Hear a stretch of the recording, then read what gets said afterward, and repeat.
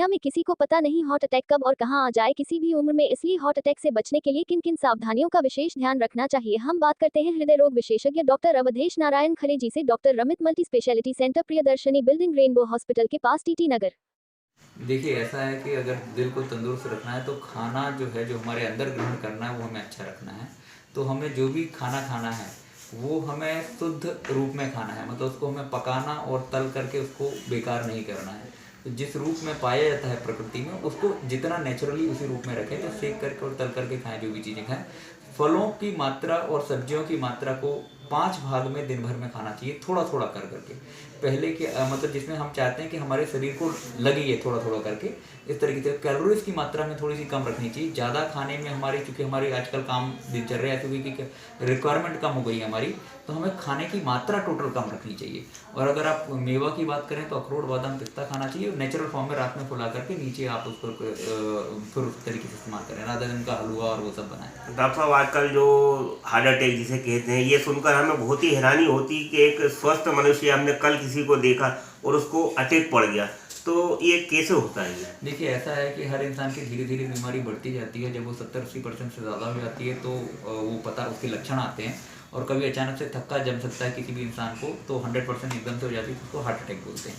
तो ये heart attack accidental होता है, पर जिसका रिस्क प्रोफाइल ज़्यादा है, मतलब जो जिसकी लाइफस्टाइल बेकार है, जो रिस्क पे ज़्यादा है, उसको ज़्यादा संभावना है। पर जो नॉर्मल तरीके से भी रहता है उसकी भी संभावना है, कम संभावना है लेकिन है संभावना।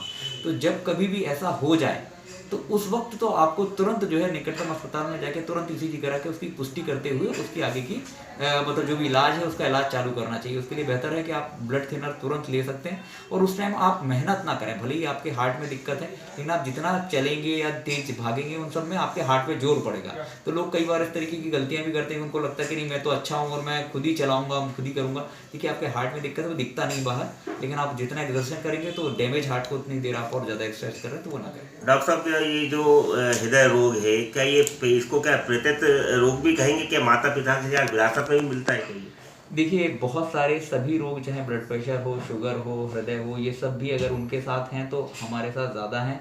और इवन उनको हो सकता है एक लेट एज में आए हैं, तो आजकल वो ज़्यादा यंग एज में हो रहा है। चाहे वो डायबिटीज़ का हो, ब्लड प्रेशर है कि दादाजी को बहुत लेट हुआ, फिर पिताजी को थोड़ा जल्दी हुआ और बच्चों को पता चला 35 में या 30 में ही डायबिटीज़ है। उसी तरीके से हृदय रोग का भी है। तो हृदय रोग का अब थोड़ा सा जो डेवलपिंग कंट्रीज, जो हमारी इंडिया और ऐसी साउथ एशिया में जितनी भी कंट्रीज़ हैं, ये सब डेवलपिंग कंट्रीज हैं, इन सब में हार्ट अटैक हमको बाकी के देशों से 10 साल पहले हो जाता है।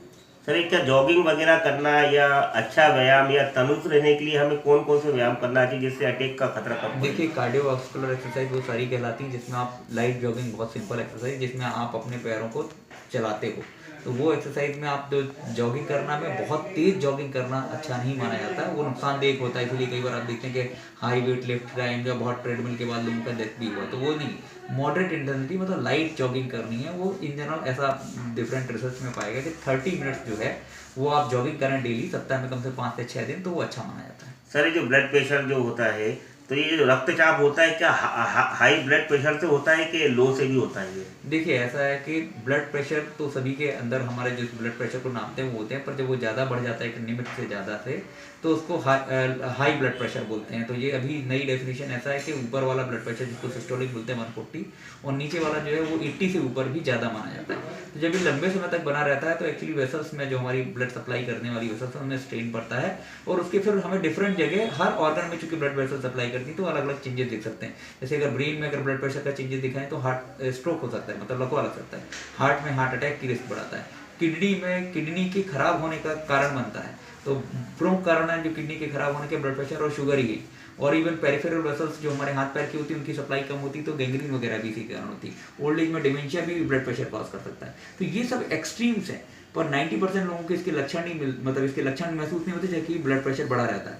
तो इसको ट्रीट करना इसलिए जरूरी है कि अगर आज आप इसको ट्रीट नहीं करेंगे तो 10-15 साल में जब इसका नुकसान हो जाएगा, तब फिर उसको ट्रीट करने से ऑलरेडी नुकसान का हो चुका होगा, तो हम उसको पहले ट्रीट करना चाहते हैं। सर, ऐसा कोई जैसे टीवी में बताते हैं कि तेल वगैरह का, जैसे मूंगफली का हो या सनफ्लावर का या ऑलिव ऑयल हो, तो हमें किस प्रकार का तेल? एक चीज मैंने आपको बताई शुरुआत में, नेचर में जिस तरीके से मिलता है उस तरीके से इस्तेमाल करते हैं। तो आप अगर मूंगफली, तिली और इसको इस्तेमाल करते हैं तो ये अलग बात है, पर आप उसको तेल निकाल करके उसको फिर पका करके गर्म करके इस्तेमाल करते हैं तो एक वो अलग फॉर्म बन जाता है। तो इसलिए जो हमारे यहाँ जितनी भी आप जिस तरीके की सब्जियां खाना पीना खाते हैं वो सब क्या होता है कि वो आपका तल के और डीप फ्राई करते हैं, वो तेज आंच पर दबाते हैं, उसमें ट्रांस फैट में चेंज हो जाता है। जब हम डीप फ्राई करना चाहते हैं तो कोशिश हमें ये करना चाहिए कि हम उसमें जो है सरसों का तेल उसमें बेहतर माना जाता है, क्योंकि वो हाइट और धानी का तेल वो एक्चुअली राइस ब्रेन ऑयल, ये दोनों ऑयल डीप फ्राई के लिए बेहतर है। अदरवाइज जो आप डिफरेंट ऑयल्स की बात कर रहे हैं वो उनके लिए बेहतर है जब आप उनको ऊपर से थोड़ा सा छिलकते हैं या हल्का सा गर्म करते हैं। अगर आप डीप फ्राई करेंगे तो वो चेंज हो जाते हैं ऑयल में। डॉक्टर साहब, गैस्ट्रिक ट्रबल और हार्ट अटैक में क्या सिमिलर है, क्या मतलब पता चलता? कई लोग कहते हैं कि छाती में दर्द होता है तो कोई गैस की प्रॉब्लम है या अटैक, कैसे हमें पता देखिए, चलेगा? अगर ये बेस्ट तरीका है इसको डीएम कार्डियोलॉजिस्ट ही समझ सकता है। ईसीजी एकमात्र इन्वेस्टिगेशन है जिसको थोड़ा सा बता सकती है। तो जब भी किसी को हार्ट की समस्या होती है 2-3 कुछ टेस्ट होते हैं जिनसे कोरिलेट किया जाता है, जिसमें आप ईसीजी में देखते हैं जब हार्ट अटैक आता है तो हमेशा ईसीजी से पता पड़ेगा जो आपको जो गैस लग रही है वो गैस है कि हार्ट की समस्या है, वो ईसीजी से पता पड़ेगा। अगर ईसीजी नॉर्मल आती है तो आप इकोकार्डियोग्राफी या cardiac doppler plus treadmill test करते हैं, टीएमटी उसमें इंड्यूस करते हैं स्कीमिया, उससे पता करते हैं। जब उसके बाद भी क्लियर ना हो और लक्षण प्रस्तुत करते हैं तो फिर एंजियोग्राफी करके अंदर नसों को ब्लॉकेज करके देखा जाता है। लेकिन गैस को कभी भी गैस सिर्फ नहीं समझना चाहिए। कई बार लोगों को हार्ट अटैक गैस की तरह प्रेजेंट करता है, ईसीजी तुरंत करानी चाहिए, फिर कंसल्ट करना चाहिए हृदय रोग विशेषज्ञों से, वो इस बारे में ज़्यादा अच्छा आपको